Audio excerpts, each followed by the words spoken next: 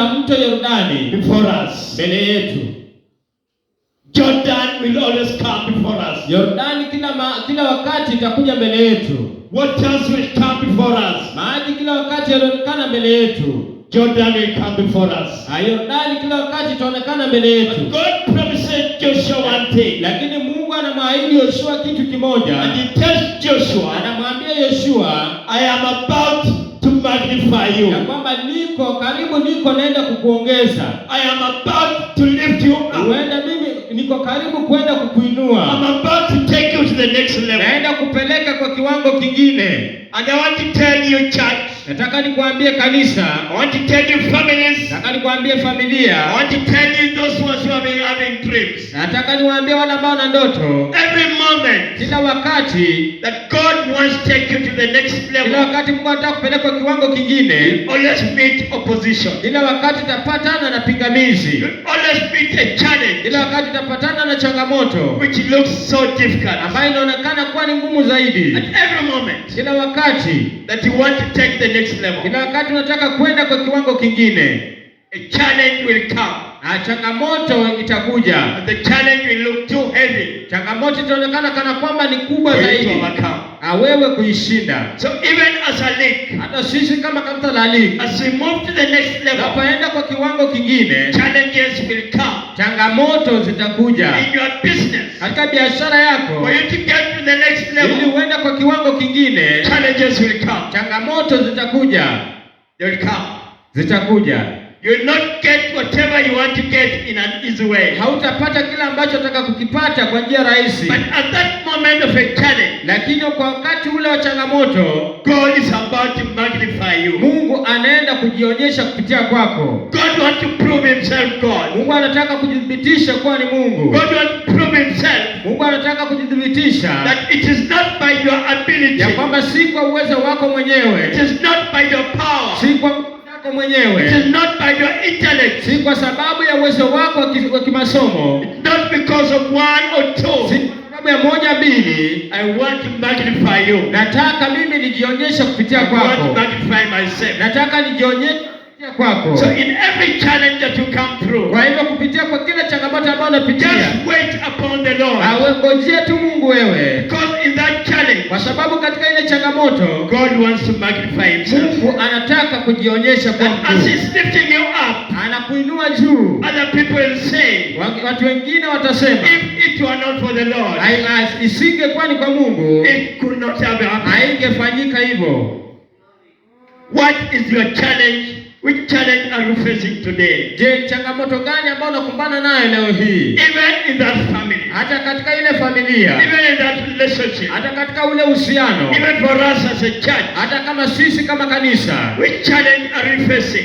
Changamoto ipi ambayo unakumbana nayo? To encourage us. Kuja kutia moyo. That God is going to magnify himself. Ya kwamba Mungu anaenda kujionyesha kuwa mkuu. Doesn't matter what you are going through. Haijalishi kile ambacho unapitia. Doesn't matter the challenge you are going through. Haijalishi changamoto unaipitia. We can trust God.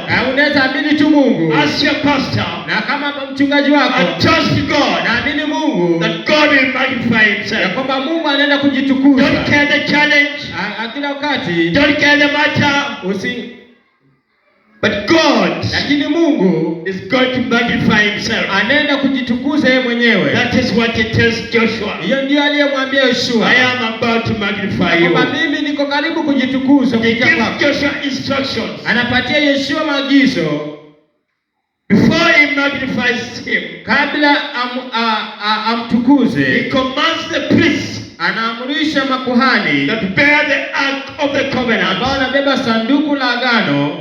And he tells them, anawaambia, to command them, ya kwamba waamrishe, to step, waingie in the waters, katika maji. He commands the priests, anaamrisha makuhani, that bear the ark, ambao wanabeba sanduku la agano. You must take up a responsibility. Lazima mchukue majukumu. You must take up your challenge. Lazima mchukue ile changamoto. And step in the waters. Na muingie katika maji. If you don't step in the waters, hapa mtaingia kwenye maji, the devil, shetani, will overcome you. Atawashinda. I challenge you this afternoon. Leo hii nawatia changamoto adhuhuri ya leo. By the mercies of God, kwa rehema zake Mungu, step in the waters. Ingia katika yale maji. I am your Joshua. Mimi ni Yoshua. And I command you, church. Na ninakuamrisha kanisa. Jump in the waters. Ingia katika yale maji. If you don't step in the water, iwapo hautaingia kwenye haya maji, waters will swallow you. Haya maji yatakumeza. Yesterday, jana, there's been a video that has been making rounds. Kulikuwa naonyesha fulani video for the people kwa wale watu was swallowed in the water. Ambao limezwa na maji kule mwingi. Swallowed in the waters. Walimezwa na maji. Are dead. Wamekufa sasa. Are dead. A body is mourning. So, iliendelea siku ya leo. A body is mourning. A body is crying. Everybody is weeping. Kila mtu analia, kila mtu anaomboleza. Because of the people drowned in the water. Kwa sababu ya watu wale ambao waliangamia katika maji. All over on the internet. Katika mtandaoni. So today, church, I request you. Leo hii kanisa ninawasihi. By the mercies of God. Kwa rehema zake Mungu. We must step in this water. Lazima tuingie katika haya maji. God has called us. Mungu ametuita. He has prepared a place for each one of us. Ametengeneza mahali kwa kila mmoja wetu. We are not just going to sit. Hautakaa tu. We are not just going to relax. Hautaenda tu kutulia. God commanded. Mungu aliamuru Joshua to tell the priests. Yoshua kuambia makuhani. To bear the ark of the covenant. Wabebe sanduku la agano. To step in the waters. Na waingie katika maji. Because God is about. Kwa sababu Mungu karibu. To magnify. Mungu yuko karibu kujitukuza. Joshua. Kujitukuza kupitia Yoshua. God to magnify Joshua. Mungu anaenda kujitukuza kupitia Joshua. One thing, Joshua was obedient. Kuna kitu kimoja Yoshua alifuati. Joshua practiced humility. Na Yoshua alikuwa na unyenyekevu. That's why he's now given a higher task. Ndio maana amepewa kazi ya juu mno. And the bigger the task. Vile kazi inakuwa kubwa. The bigger the challenge. Inakuwa changamoto nayo inakuwa kubwa mno. The bigger the task. Kazi ikiwa kubwa, the bigger the challenge. Changamoto inakuwa kubwa pia. When your task is small, wakati kazi yako ni ndogo, your challenge is minimal. Changamoto yako pia ni when chini. Your task is big, wakati kazi yako ni kubwa, the challenge will also be big. Changamoto yako pia nayo itakuwa kubwa. Joshua finds himself Yoshua anajipata at Jordan. Katika mto Yordani. Waters are ahead of him. Maji yako mbele yake. Doesn't know what to do. Hajui atende nini. Moses is dead. Musa amekufa. Is now at Jordan. Yeye yuko sasa katika mto Yordani. What is your Jordan this morning? Yordani yako ni gani asubuhi ya leo? What is this big challenge that you are facing this morning? Changamoto gani ambayo unakumbana nayo asubuhi ya leo? You are at your Jordan. Wewe uko katika Yordani yako. But you have been given a command. Lakini Mungu anatoa amri, step in the Jordan. Ya kwamba ingia katika yale maji ya Yordani. Verse 9. Na mstari wa 9. And Joshua said unto the children of Israel, come here and hear the words of the Lord your God. Kisha Yoshua akapanga mawe. Joshua, we are 4 verse 9. Joshua 4, or Joshua chapter 3, sorry. Joshua chapter 3 verse 9. Joshua 3:4. Basi Yoshua akawaambia wana wa Israeli, njooni huku mkayasikie maneno ya Bwana Mungu wenu. Hereby shall know that the living God is among you, and he will without fail drive out from before you the Canaanites, Hittites, the Perizzites, Girgashites, and the Ammonites, and the Jebusites. Yoshua akasema, kwa jambo hili mtajua ya kuwa Mungu aliye hai yu kati yenu, na ya kuwa hata kosa kuwatoa mbele yenu Wakanani na Wahiti na Wahivi na Waperizi na Mgarigashi na Mwamori na Myebusi. Behold, the ark of the covenant Tazama, of the Lord of the earth passes over before you into Jordan. Tazama, sanduku la agano la Bwana wa dunia yote linavuka mbele yenu na kuingia Yordani. That was the instance of Joshua. Hiyo ilikuwa wakati Yoshua at Jordan. Akiwa Yordani. Joshua is passing through an experience. Yoshua anapitia hali, and the experience looks difficult. Na hii hali inaonekana kuwa ni ngumu. At one moment in the other church, wakati mwingine kule kanisa kwingine, we did share. Hatukushiriki. We shared about the enemies that the Israelites will face. Tulishiriki kuhusu maadui wa Israeli. And this time Joshua again reminds them. Na wakati huu Yoshua anawakumbusha God will give you victory over all these enemies. Ya kwamba Mungu atawapatia ushindi juu ya hawa maadui. God will lift himself over these enemies. Mungu atajionyesha mkuu kwa hawa maadui wenyu wote. And this time again he mentions them. Ndio wakati pia anaanza kuwaguzia. He mentions them at Jordan. Anawaguzia wakiwa pale Yordani. That the Lord will give you victory. Ya kwamba Bwana atawapa ushindi over your enemies. Juu ya maadui zenu. But then the ark of the covenant. Lakini sanduku la agano go before you. Iende mbele yenu. Let worship go before us. Wacha ibada iende mbele yenu. When the ark of the covenant is going before us. Na sanduku la agano litawafuata. We are letting the presence of the Lord. Na acha uwepo wake Mungu going ahead of us. Uende mbele yetu. And the presence of God cannot go before us. Na uwepo wa Mungu hauwezi enda mbele yetu. Unless we invite the presence of God. Ila tu tukaribishe uwepo wa Mungu. Even in our presence. Hata katika uwepo wetu. Church, I want to submit to us. Na kanisa nataka niwaambieni. That as we go to Jordan. Ya kwamba tunapoenda Yordani. Let us invite the presence of God. Wacha tukaribishe uwepo wake Mungu. To go before us. Uenende mbele yetu. And indeed when the people go to Jordan. Na kwa kweli hao watu walipoenda Yordani. And the priest stepped in Jordan. Na hao makuhani wakaingia katika maji. God divided the Jordan. Na Mungu aligawanyisha maji ya Yordani. And the Israelites. Wale wa Israeli. were able to go. Waliweza kuenda. Through a dry land. Kupitia kwa nchi iliyo kavu. I am reminding Isaiah 43. Nakumbushwa katika Isaia 43. Verse 3. Isaia 43 mstari wa 3. Very, very good words that the Lord speaks to us. Maneno mazuri ambayo Mungu anatuambia. When we find ourselves unapojipata in waters, katika maji. Isaiah 43. Isaia 43 verse 2 and not verse 3. Mstari wa pili na wa 3. When thou passest through the waters, upitapo katika maji mengi, I will be with thee. Nitakuwa pamoja nawe. When thou passest through the waters, na unapopita katika maji mengi, I will be with thee. Nitakuwa pamoja na wewe. I will be with thee, and through the rivers, na katika mito nitakuwa they pamoja shall nawe. not overflow thee. Haitakugarikisha. And thou walkest through the fire, uendapo katika moto, thou shalt not be burned. Hutateketea. Neither shall the flame, wala mwili wako kindle upon thee. Wala mwali wa moto. I've told you, nimewaambieni, waters can be very destructive. kwamba maji huenda ikawa ya kuharibu zaidi. Waters can swallow you up. Maji huenda yakakumeza. Waters can make you drown. Maji yanaweza kufanya ukauke. Sometimes in the waters, saa ingine maji, you can fail to swim.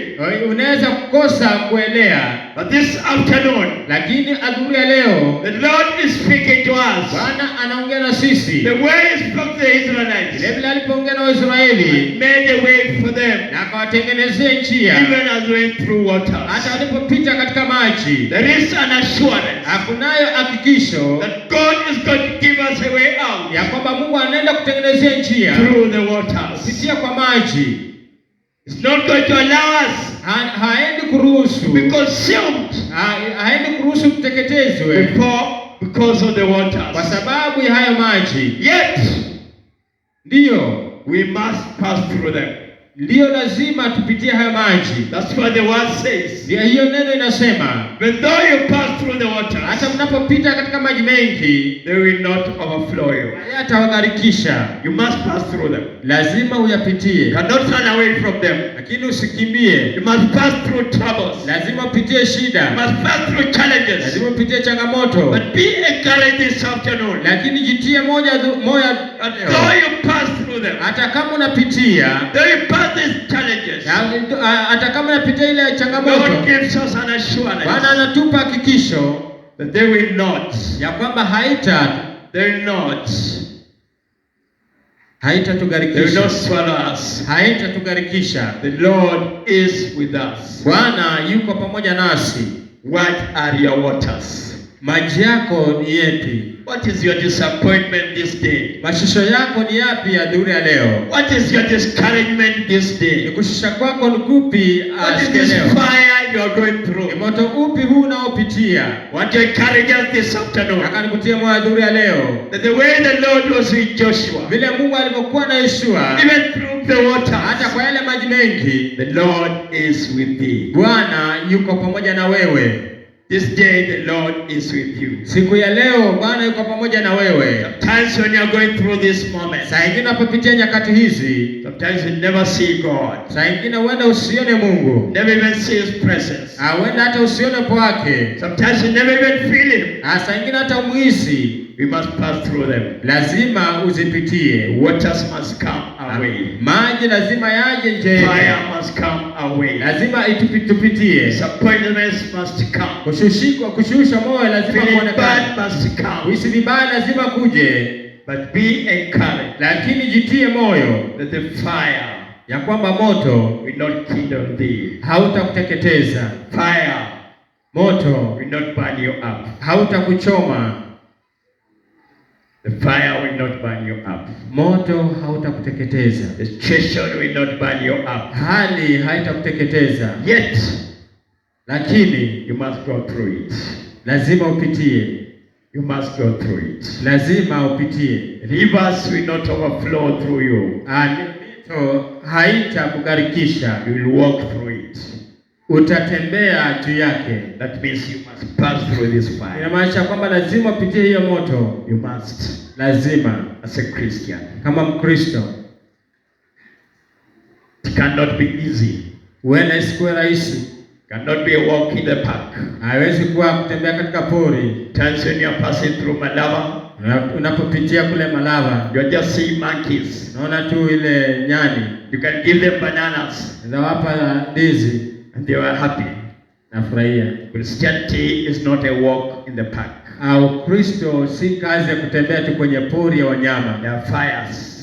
Kuna mioto. There are waters. Kuna maji. As you are here, napokuwa hapa, the church of Alik, kanisa la Alik, not going to be a walk in the park. Haitakuwa mtembeo katika pori. You shall meet moments. Utakutana na nyakati. We must experience waters. Lazima ukumbane na maji. We must experience fires. Lazima ukumbane na moto. This blessed assurance. Lakini hii ni hakikisho. Though we pass through them, kwamba hata unapopitia, will not burn us. Haitateketeza. That the precious story, the blessed assurance, ya kwamba hakikisho la baraka, that the fire, kwamba moto and the waters, maji, will not consume us. Moto hautateketeza. Joshua chapter 5. Yoshua 3:13 to 15. Yoshua 3:5 samahani. 13 to 15. Yoshua 5:13-15. We start from verse 12. Ndio mstari wa 12. Joshua 5. Yoshua 5:12 to 15. 12-15. And manna ceased. Ndipo ile mana ikakoma. The morrow after they had eaten of the old corn of the land, neither had the children of Israel manna anymore, but they did eat of the fruit of the land of Canaan that year. Ndipo ile mana ikakoma siku ya pili yake baada ya wao kuyala hayo mazao ya nchi, na hao wana wa Israeli hawakuwa na maana tena, lakini wakala katika viliwa vya nchi ya Kanani mwaka huo. It came to pass when Joshua was by Jericho that he lifted up his eyes and looked, and behold, there stood a man over against him with his sword drawn in his hand. And Joshua went unto him and said unto him, Art thou for us or for our adversaries? Ikawa hapo Yoshua alipokuwa karibu na mji wa Yeriko, akainua macho yake na kuangalia, na tazama mtu mme akasimama kumkabili mbele yake, naye alikuwa na upanga wazi mkononi mwake. Yoshua akamwendea na kumwambia, je, wewe upande wetu au upande wa adui zetu? And he said, Nay, but as captain of the host of the Lord, I am now come. And Joshua fell on his face to the earth, and did worship, and said unto him, What says my Lord unto his master? Akasema, lakini nimekuja sasa ili amiri akasema, lakini nimekuja sasa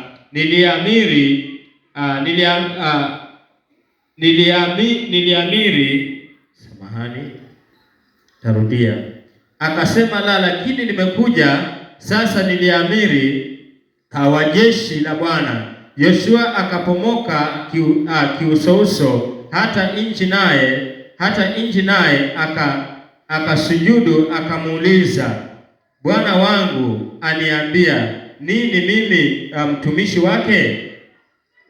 And the captain of the Lord's host said unto Joshua, Loose thy shoe from off thy foot, for the place wherein thou standest is holy. And Joshua did so. Huyo amiri wa jeshi la Bwana akamwambia Yoshua, vua viatu vyako miguuni mwako, kwa kuwa mahali hapo usimamapo ni patakatifu. Yoshua akafanya vivyo. That is the story of Joshua. Hiyo ni simulizi ya Yoshua.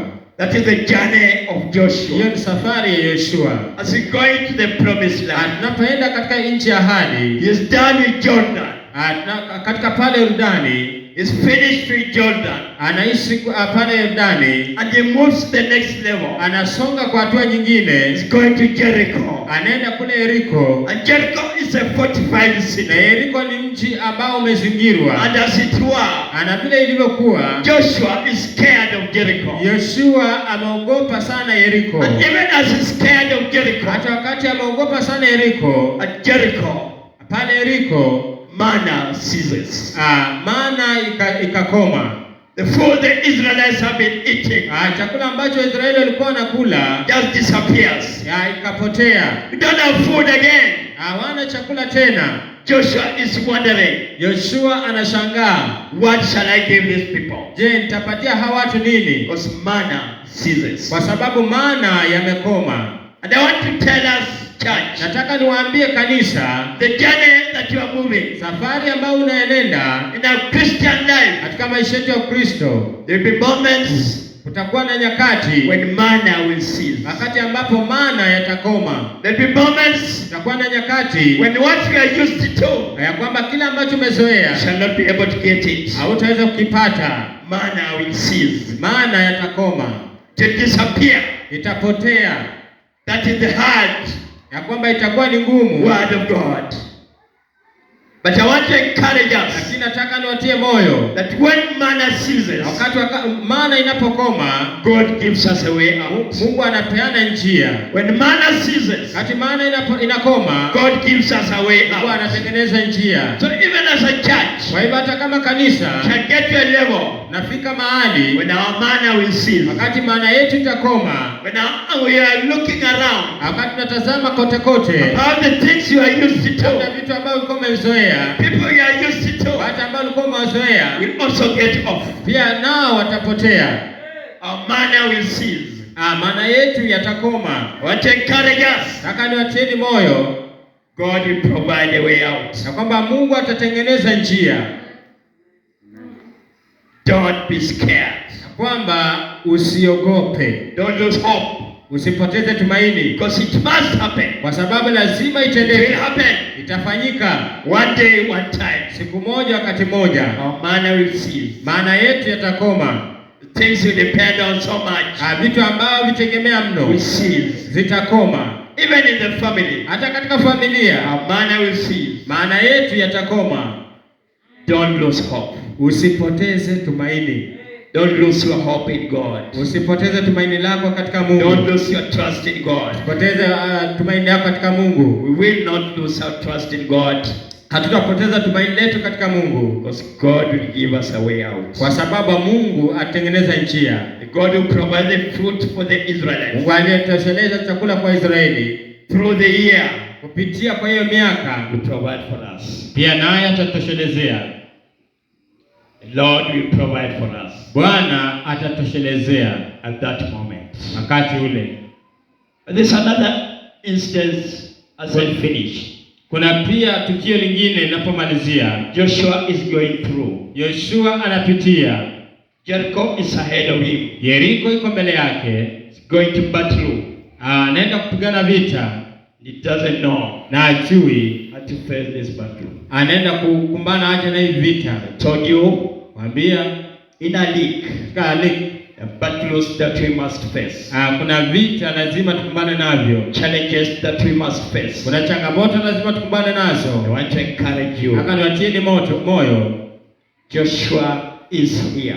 ya kwamba Yoshua yuko hapa. Jericho is ahead of him. Yeriko iko mbele yake. Jericho is fortified. Yeriko imezingirwa. Surrounded. Imezingirwa. Don't know how to attack it. Hajui atakumbana nayo vipi. Doesn't know how to approach it. Hajui ataiendea vipi. The Jericho, the enemy, Na adui will cause a Jericho atafanya Yeriko in our lives. ipatikane katika maisha yetu. Jericho will come. Yeriko itakuja. Accept this hard religion. Kubali hii dini ngumu. Jericho must come. Yeriko lazima ije. Jericho must be there. Yeriko lazima iwepo. In possessing the land Katika kumiliki nchi that the Lord has prepared for you. ile ambayo Bwana amekutengenezea. It's a land the Lord has prepared for you. Nchi ambayo Mungu amekutengenezea. You're not going to get it easy. Hautaipata tu kwa rahisi. Jericho, the fortified city, Kuna mji ambao umelindwa, umezingirwa. must be there. Lazima uwepo. We'll talk about worship. Tumeongelea kuhusu ibada. We talk about the worship hour. Tumeongelea kuhusu lisala kuabudu. Did not come easy. Huenda isije rahisi. Jericho must be there. Yeriko lazima ikuwepo. We not talk about home churches. Tunaongelea kuhusu ushirika wa nyumbani. Not going to be easy to start them. Haitakuwa rahisi. Not easy.